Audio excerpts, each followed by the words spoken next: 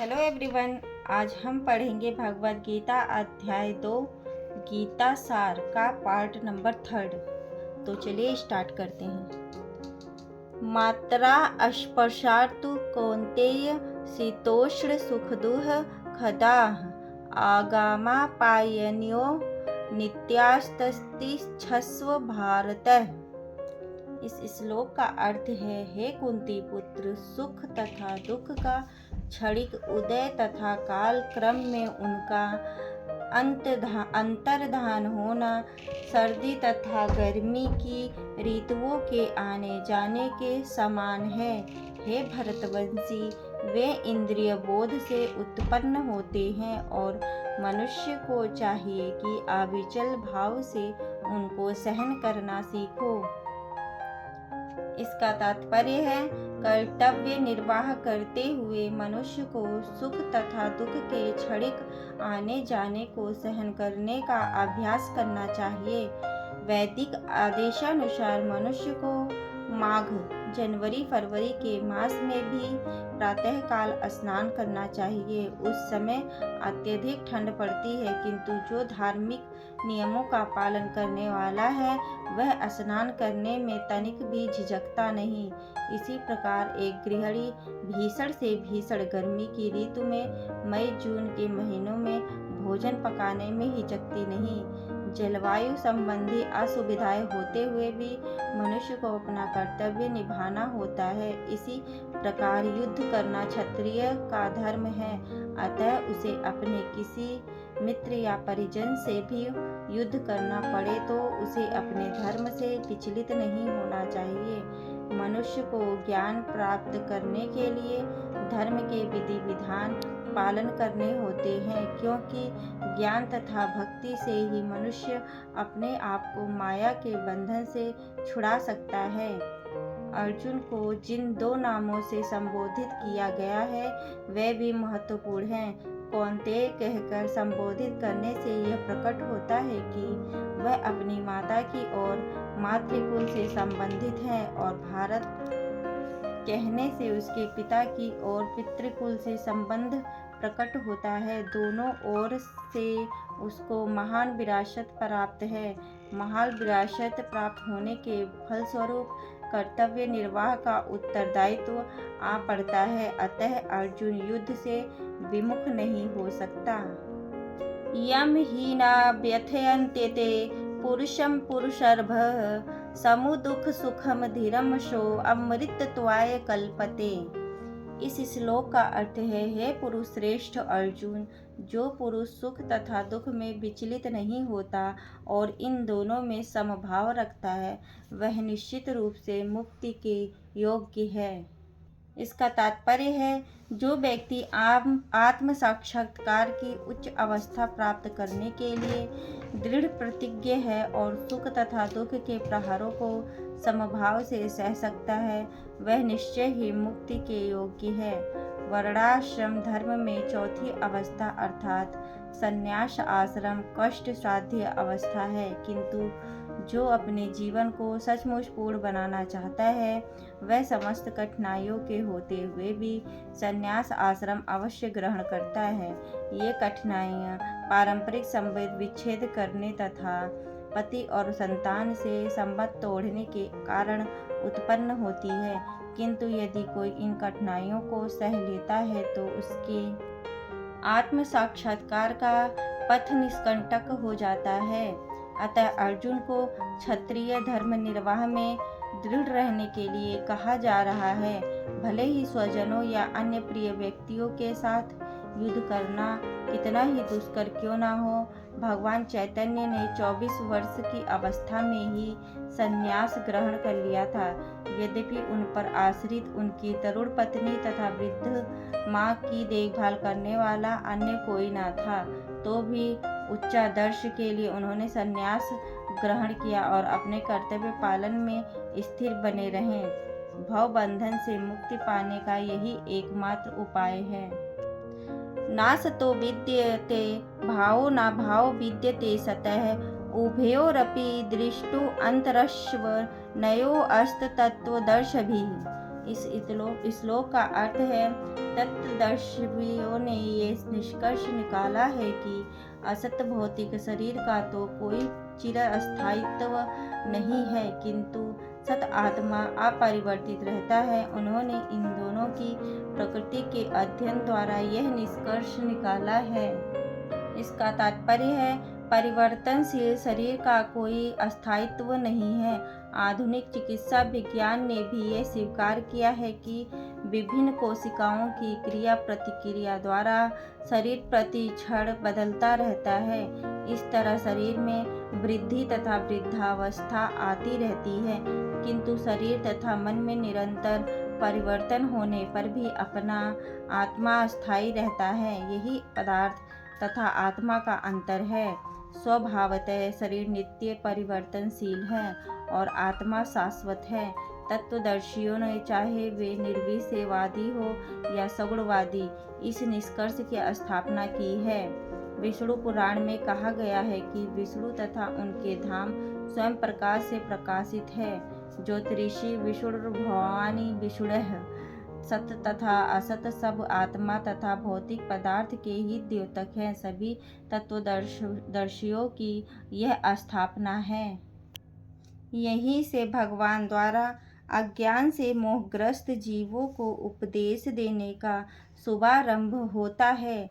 अज्ञान को हटाने के लिए आराधक और आराध्य के बीच पुनः शाश्वत संबंध स्थापित करना होता है और फिर अंश रूप जीव तथा श्री भगवान के अंतर को समझना होता है। कोई भी व्यक्ति आत्मा के अध्ययन द्वारा परमेश्वर के स्वभाव को समझ सकता है। आत्मा तथा परमात्मा का अंतर अंश तथा पूर्ण के अंतर के रूप में है। वेदांत सूत्र तथा श्रीमद् भागवत में परमेश्वर को समस्त उद्भव प्रकाश का मूल माना गया है। ऐसे उद्भव का अनुभव परा तथा अपरा प्राकृतिक क्रमों द्वारा किया जाता है। जीव का संबंध परा प्रकृति से है, जैसा कि 7वें अध्याय से स्पष्ट होगा। यद्यपि शक्ति तथा शक्तिमान में कोई अंतर नहीं है, किंतु शक्तिमान को परम माना जाता है और शक्ति या प्रकृति को गौण। अतः सारे जीव उसी तरह परमेश्वर के सदैव अधीन रहते हैं, जिस तरह सेवक स्वामी के या शिष्य गुरु के अधीन रहता है। अज्ञानतावश में ऐसे अस्पष्ट ज्ञान को समझ पाना असंभव है। अतः ऐसे अनजान को दूर करने के लिए सदा सर्वदा के लिए जीवों को प्रबुद्ध करने हेतु भगवान भगवत गीता का उपदेश देते हैं। अविनाशी तु तद्विधि येन शरोमिदं ततं विनाशमय यस्यास्य न कश्चित् कर्तुमर्हति। इस श्लोक का अर्थ है, जो सारे शरीर में व्याप्त है उसे ही तुम अविनाशी समझो। उस अवयव आत्मा को नष्ट करने में कोई भी समर्थ नहीं है। इसका तात्पर्य है, इस श्लोक में संपूर्ण शरीर में व्याप्त आत्मा की प्रकृति का अधिक स्पष्ट वर्णन हुआ है। सभी लोग समझते हैं कि जो सारे शरीर में व्याप्त है वह चेतना है। प्रत्येक व्यक्ति को शरीर में किसी अंश या पूरे भाग में सुख दुख का अनुभव होता है, किंतु चेतना की यह व्याप्ति किसी के शरीर तक ही सीमित रहती है। एक शरीर के सुख तथा दुख का बोध दूसरे शरीर को नहीं हो पाता। फलतः प्रत्येक शरीर में व्यष्टि आत्मा है और इस आत्मा की उपस्थिति का लक्षण व्यष्टि चेतना द्वारा परिलक्षित होता है। इस आत्मा को बाल के अग्रभाग के 10,000वें भाग के तुल्य बताया जाता है। श्वेताश्वर उपनिषद में इसकी पुष्टि हुई है। बालाग्रस्तस्य भागस्य शततः कल्पितस्य च भागो जीवः स विज्ञेयः स चानत्याय कल्पते। इस श्लोक का अर्थ है, यदि बाल के अग्रभाग को 100 भागों में विभाजित किया जाए और फिर इनमें से प्रत्येक भाग को 100 भागों में विभाजित किया जाए तो इस तरह के प्रत्येक भाग की माप आत्मा का परिमाप है। इसी प्रकार यही कथन निम्नलिखित श्लोक में मिलता है। केशाग्र शतभागस्य शतांशः सादृशात्मकः जीव सूक्ष्म स्वरूपो अयम संख्यातीतो ही चित्कणः। इस श्लोक का अर्थ है, आत्मा के परमाणुओं के अनंत कण हैं, जो माप में बाल के अगले भाग नोक के 10,000वें भाग के बराबर है। आत्मा का प्रत्येक कण भौतिक परमाणुओं से भी छोटा है और ऐसे असंख्य कण हैं। यह अत्यंत लघु आत्म स्फुलिंग भौतिक शरीर का मूल आधार है और इस आत्म स्फुलिंग का प्रभाव सारे शरीर में उसी तरह व्याप्त है जिस प्रकार किसी औषधि का प्रभाव व्याप्त रहता है। आत्मा की यह धारा, विद्युत धारा, सारे शरीर में चेतना के रूप में अनुभव की जाती है और यही आत्मा के अस्तित्व का प्रमाण है। सामान्य से असामान्य व्यक्ति भी समझ सकता है कि यह भौतिक शरीर चेतना रहित होने पर मृतक हो जाता है और शरीर में इस चेतना को किसी भी भौतिक उपचार से वापस नहीं लाया जा सकता। अतः यह चेतना भौतिक संयोग के फल स्वरूप नहीं है, अपितु आत्मा के कारण मुंडक उपनिषद में सूक्ष्म परमाणविक आत्मा की और अधिक विवेचना हुई है। एषो अणुरात्मा चेतसा वेदितव्यो यस्मिन् प्राणः पंचधा संविवेश प्राणेश्चितं सर्वमोतं प्रजानां यस्मिन् विशुद्धे विभतेश आत्मा। इस श्लोक का अर्थ है, आत्मा आकार में अणु तुल्य है जिसे पूर्ण व्यक्ति के द्वारा जाना जा सकता है। यह अणु आत्मा 5 प्रकार के प्राणों में तैर रहा है, प्राण, अपान, व्यान, समान तथा उदान। यह हृदय के भीतर स्थित है और देहधारी जीव के पूरे शरीर में अपने प्रभाव का विस्तार करता है। जब आत्मा को 5 वायु के कल्मश से शुद्ध कर लिया जाता है तो इसका आध्यात्मिक प्रभाव प्रकट होता है। हठ योग का प्रयोजन विविध आसनों द्वारा उन 5 प्रकार के प्राणों को नियंत्रित करता है जो आत्मा को घेरे हुए हैं। यह योग किसी भौतिक लाभ के लिए नहीं, अपितु भौतिक आकाश के बंधन से अणु आत्मा की मुक्ति के लिए किया जाता है। इस प्रकार अणु आत्मा को सारे वैदिक साहित्य ने स्वीकारा है और प्रत्येक बुद्धिमान व्यक्ति अपने व्यवहारिक अनुभव से इसका प्रत्यक्ष अनुभव करता है। केवल मूर्ख व्यक्ति ही इस अणु आत्मा की सर्वव्यापी विष्णु तत्व के रूप में सोच सकता है। अणु आत्मा का प्रभाव पूरे शरीर में व्याप्त हो सकता है। मुंडक उपनिषद के अनुसार यह अणु आत्मा प्रत्येक जीव के हृदय में स्थित है और चूंकि भौतिक विज्ञानी इस अणु आत्मा को माप सकने में असमर्थ है, अतः उनमें से कुछ यह अनुभव करते हैं कि आत्मा है ही नहीं। व्यष्टि आत्मा तो निस्संदेह परमात्मा के साथ साथ हृदय में है और इसलिए शारीरिक गतियों की सारी शक्ति शरीर के किसी भाग से उद्भूत है। जो लाल रक्त कण के फेफड़ों से ऑक्सीजन ले जाते हैं वे आत्मा से ही शक्ति प्रदान करते हैं। अतः जब आत्मा इस स्थान से निकल जाता है तो रक्तोत्पादक संलयन बंद हो जाता है।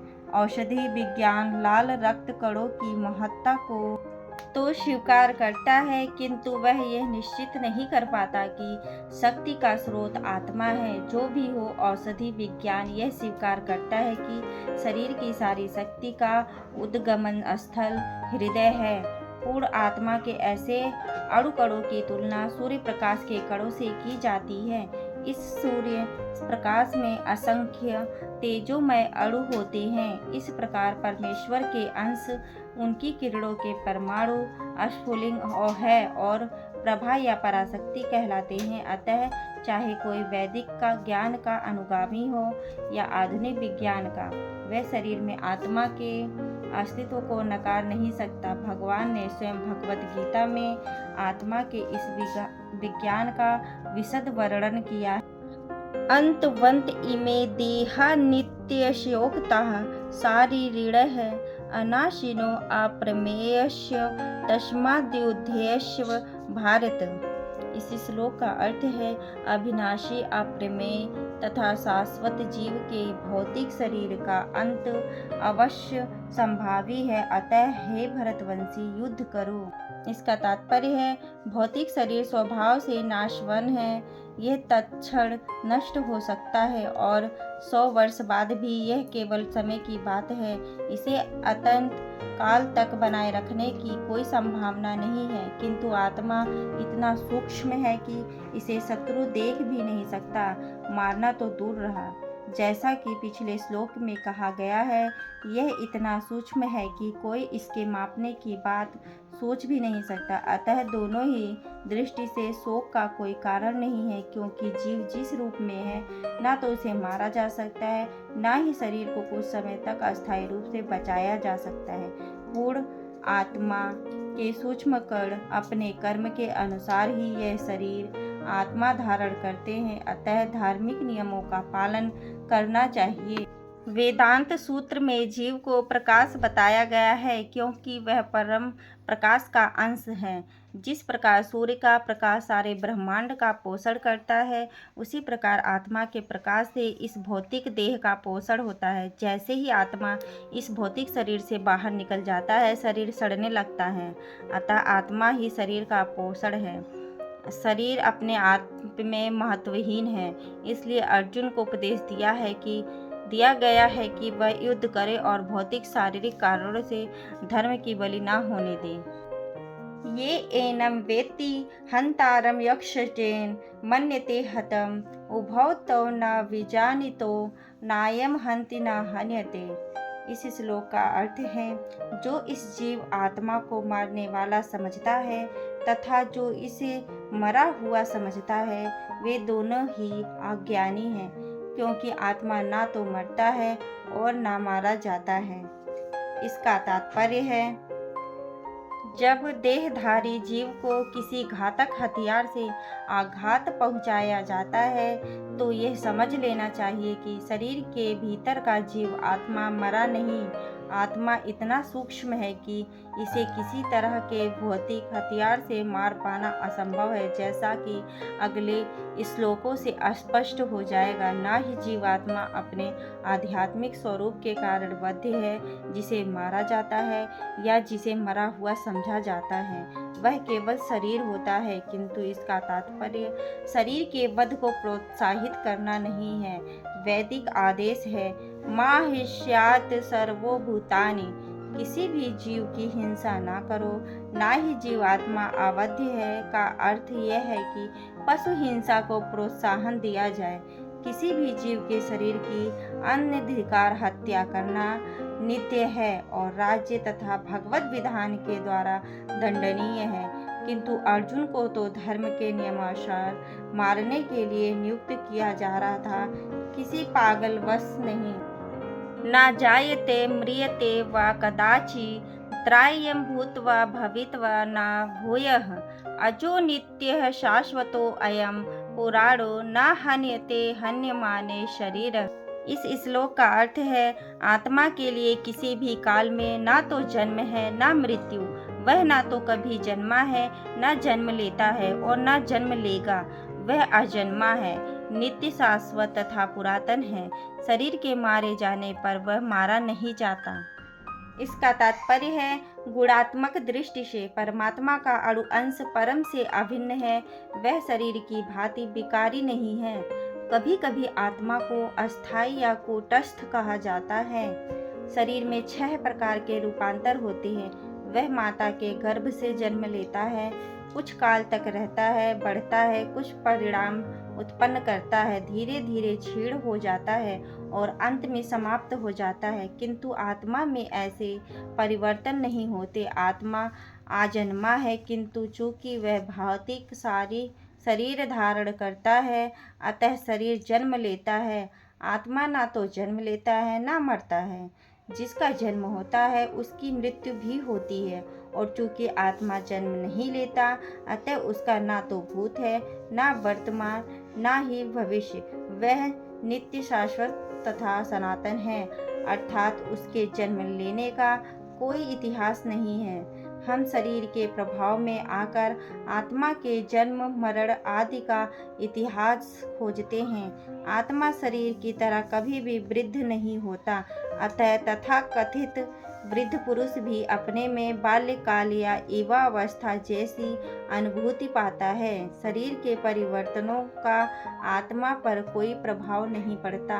आत्मा वृक्ष या किसी अन्य भौतिक वस्तु की तरह क्षीण नहीं होता। आत्मा की कोई उपसृष्टि नहीं होती। शरीर की किसी की संतानें प्रेरित होती हैं। शरीर की वृद्धि आत्मा की उपस्थिति के कारण होती है, किंतु आत्मा के ना तो कोई उपवृद्धि है, ना ही उसमें कोई परिवर्तन होता है। अतः आत्मा शरीर के 6 प्रकार के परिवर्तन से मुक्त है। न जायते म्रियते वा विपश्चिन् नाथं कुतश्चिन्नं बभूव कश्चित् अजो नित्यः शाश्वतो अयं पुराणो न हन्यते हन्यमाने शरीरे। इस श्लोक का अर्थ है तथा तात्पर्य भगवत गीता के श्लोक जैसा ही है, किंतु इस श्लोक में एक विशिष्ट शब्द विपश्चित का प्रयोग हुआ है, जिसका अर्थ है विद्वान या ज्ञानमय। आत्मा ज्ञान से या चेतना से सदैव पूर्ण रहता है, अतः चेतना ही आत्मा का लक्षण है। यदि कोई हृदयस्थ आत्मा को नहीं खोज पाता, तब भी वह आत्मा की उपस्थिति को चेतना की उपस्थिति से जान सकता है। कभी कभी हम बादलों या अन्य कारणों से आकाश में सूर्य को नहीं देख पाते, किंतु सूर्य का प्रकाश सदैव विद्यमान रहता है। अतः हमें विश्वास हो जाता है कि यह दिन का समय है। प्रातःकाल जो ही आकाश में थोड़ा सा सूर्य प्रकाश दिखता है, तो हम समझ जाते हैं कि सूर्य आकाश में है। इसी प्रकार चूंकि शरीरों में चाहे पशु के हो या पुरुषों के कुछ ना कुछ चेतना रहती है, अतः हम आत्मा की उपस्थिति को जान लेते हैं, किंतु जीव की यह चेतना परमेश्वर की चेतना से भिन्न है, क्योंकि परम चेतना तो सर्वज्ञ है। भूत वर्तमान तथा भविष्य के ज्ञान से पूर्ण व्यष्टि जीव की चेतना विस्मरणशील है। जब वह अपने वास्तविक स्वरूप को भूल जाता है, तो उसे कृष्ण के उपदेशों से शिक्षा तथा प्रकाश और बोध प्राप्त होता है, किंतु कृष्ण विस्मरणशील जीव नहीं है। यदि वे ऐसे होते तो उनके द्वारा दिए गए भगवद गीता के उपदेश व्यर्थ होते। आत्मा के 2 प्रकार हैं, एक तो अणु आत्मा और दूसरा विभु आत्मा। कठोपनिषद में इसकी पुष्टि इस प्रकार हुई है। अणोर्लिया नमहतो महीयान आत्मस्य जंतो निरिहतो गुहयां तम क्रतु पश्यति वेद शोको धातु प्रसादान महिमा न मातामहः। इस श्लोक का अर्थ है परमात्मा तथा अणु आत्मा दोनों शरीर रूपी उसी वृक्ष में जीव के हृदय में विद्यमान है, और इनमें से जो समस्त इच्छाओं तथा शोकों से मुक्त हो चुका है, वही भगवत कृपा से आत्मा की महिमा को समझ सकता है। कृष्ण परमात्मा के भी उद्गम है, जैसा कि अगले अध्यायों में बताया जाएगा, और अर्जुन अणु आत्मा के समान है, जो अपने व्यक्तित्व स्वरूप को भूल गया है। अतः उसे कृष्ण द्वारा या उनके प्रामाणिक प्रतिनिधि गुरु द्वारा प्रबुद्ध किए जाने की आवश्यकता है। ये वीडियो आपको नेक्स्ट पार्ट में मिलेगी। Thank you.